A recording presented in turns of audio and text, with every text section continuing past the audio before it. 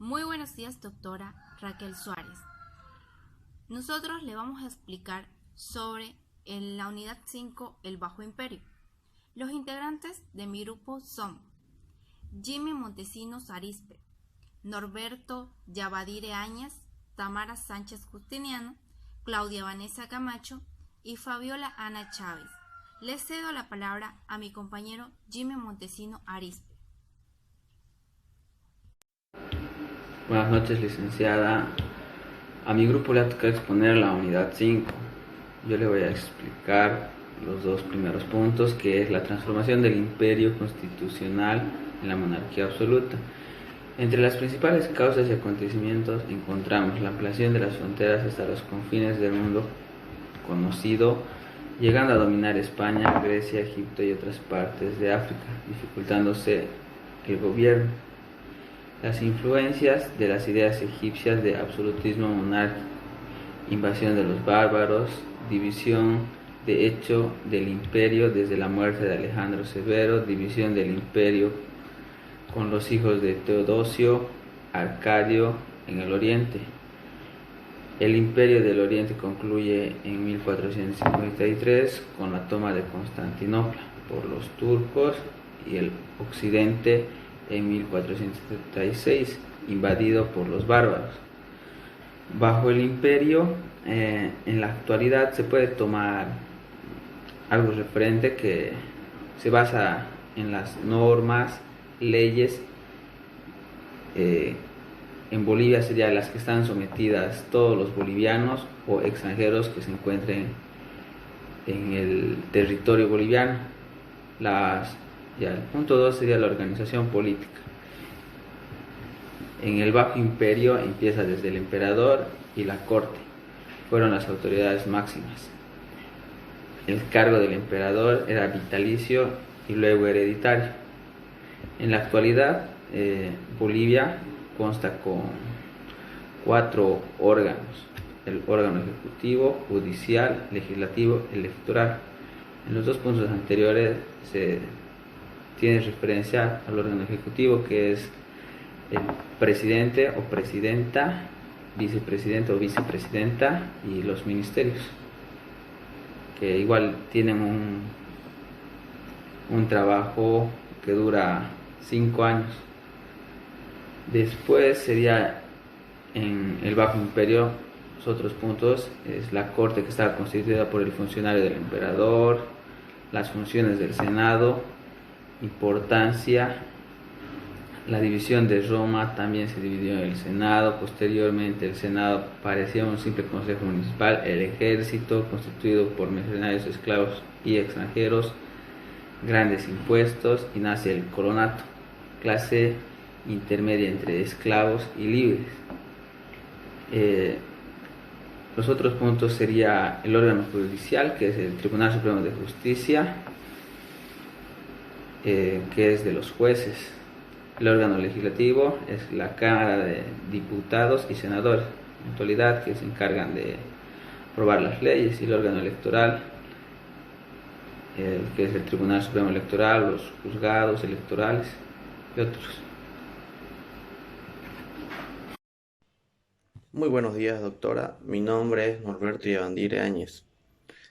Organización política.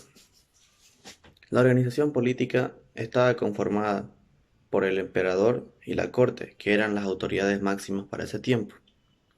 El cargo del emperador era hereditario y vitalicio. La corte estaba constituida por los mismos funcionarios del emperador. Las funciones del Senado se limitaron simplemente a aprobar resoluciones del emperador.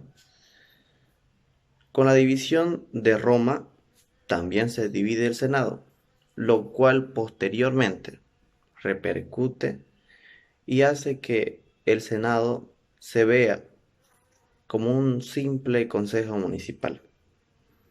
Con lo que refiere al ejército, el ejército estaba conformado por mercenarios, esclavos y extranjeros. Esta organización política también se caracteriza por llevar elevados y desmesurados impuestos, nace una nueva clase social, denominada el colonato, el cual es intermedia entre esclavos y hombres libres. Influencia del cristianismo. El monoteísmo, que, que es la creencia en un solo Dios, ataca las bases del imperio, ya que el ius sacrum, el cual era el que regulaba las relaciones entre los ciudadanos, era parte integrante del derecho público. Esta fue la religión de los pobres y oprimidos, y también de las personas dispersas del imperio. Esta religión fue duramente perseguida y castigada por diferentes emperadores, hasta la llegada de Constantino, que se convierte al cristianismo y cambia drásticamente las estructuras jurídicas y económicas. También se suavizan los tratos sociales hacia los esclavos y se modificó instituciones como las familiares. Eso es todo. Buenos días, doctora Raquel Suárez. Mi nombre es Tamara Sánchez, Fuentes del Derecho. Cuando hablamos fuentes del derecho nos referimos a todas aquellas reglas que integran el marco normativo que imponen conductas positivas o negativas.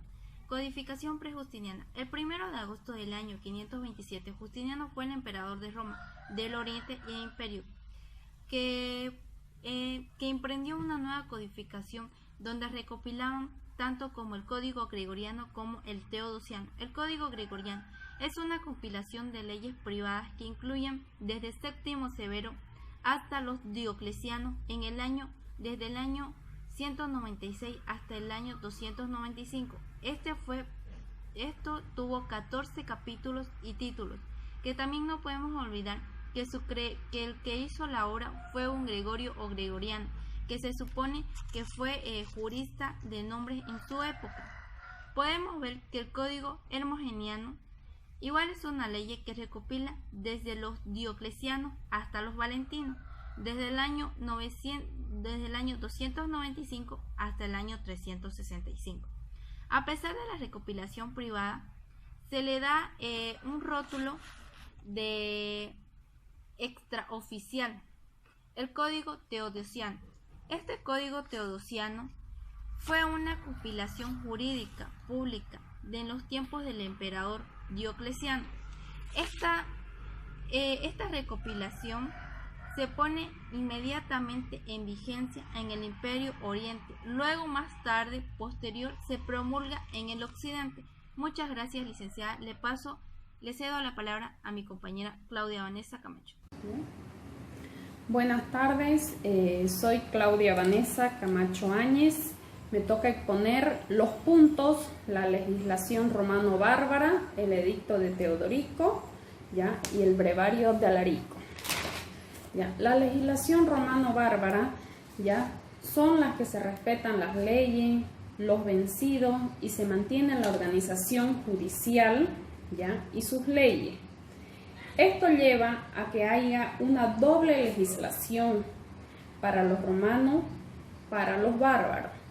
En las regiones de Hispania, Italia y las Galias se respetó la cultura de derechos de Roma. Las codificaciones romanos-bárbaras era una mezcla de leyes romanas y costumbres germanas. Las principales leyes romanas bárbaras fueron el edicto de Teodorico, el brevario de Alarico y la ley romana de los Borgoñones.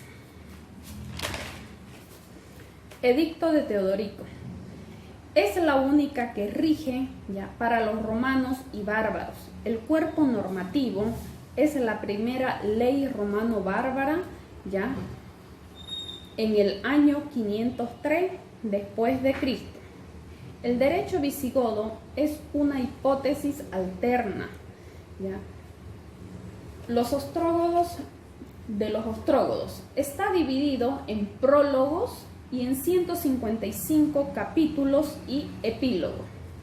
En el brevario de Alarico es un cuerpo legal visígodo en el cual se recoge el derecho romano vigente, En el reino visigodo, que fue promulgado en el 506, constituye fundamentalmente una obra recopilatoria de derecho, romano postclásico y vulgar, considerada la más importante realizada en un reino germánico. Por ello ha sido calificado como el equivalente occidental del Corpus Iuris Civilis de Justiniano. El brevario contiene esencialmente normas de derecho privado, puesto que las de derecho público no tenían vigencia y aplicación práctica. Entre el antes y el ahora ha habido un cambio, una modificación, tanto en las leyes como en las clases sociales. Hoy en día no se ve lo que es la esclavitud como antes. Y sí, hay las diferentes clases sociales como igualdad y sin discriminación.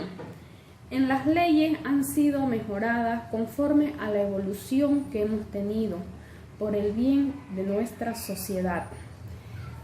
Los cambios que hemos tenido y los cambios que se han modificado están como base fundamental las leyes romanas, ¿no?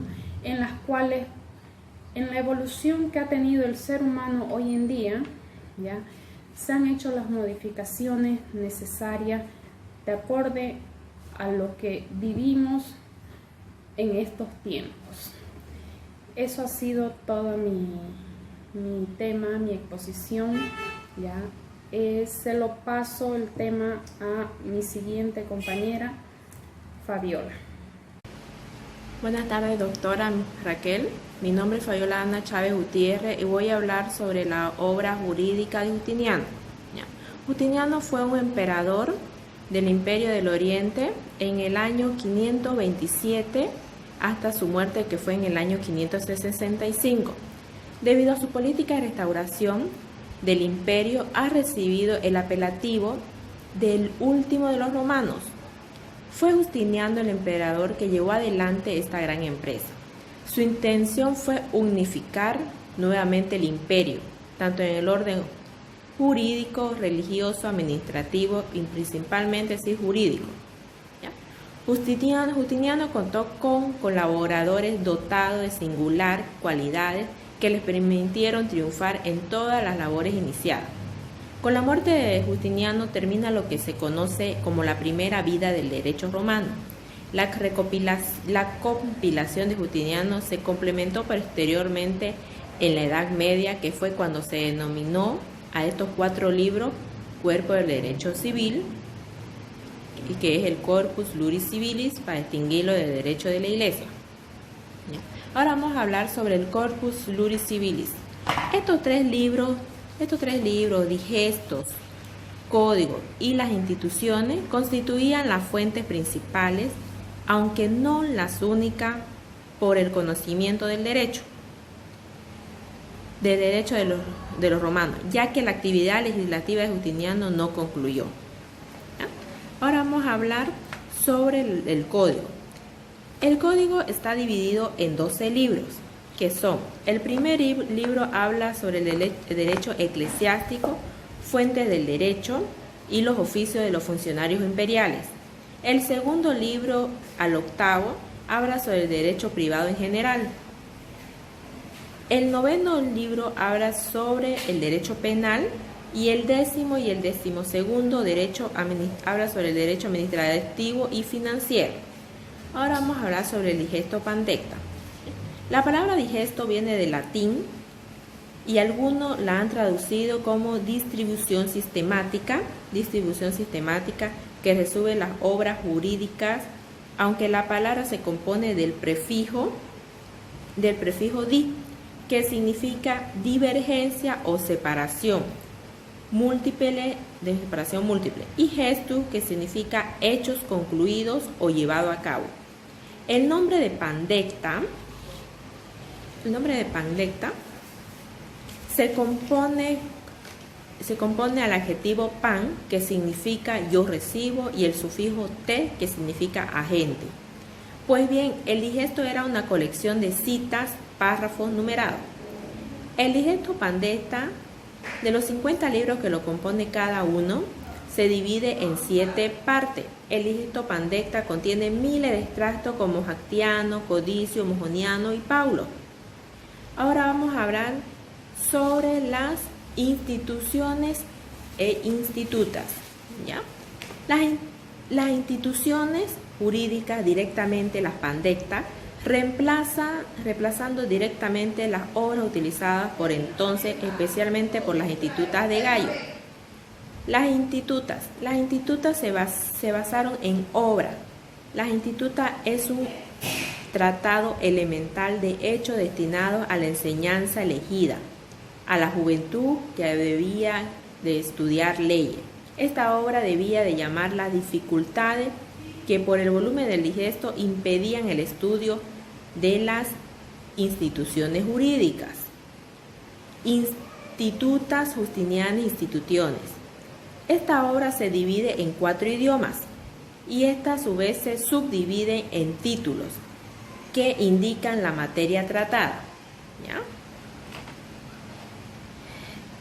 Las instituciones, ¿ya?, contenían 4 libros. El primer libro hablaba sobre el derecho y su división de las personas. El segundo libro hablaba de las cosas, su división y los modos de adquirir la propiedad, los derechos reales sobre la cosa ajena y los testamentos como medio de adquirir el dominio. El tercer libro hablaba sobre los principios que rigen la sucesión, ab instatato, las obligaciones y los contratos. Y el libro cuarto habla sobre las acciones y los juicios públicos que inician por la comisión de algún delito público. Ahora voy a hablar sobre las novelas, ¿ya? Su significado de las novelas viene de novae constitutiones. Nous, que significa nuevo, joven, reciente, y nevo, que significa nuevo. Gracias.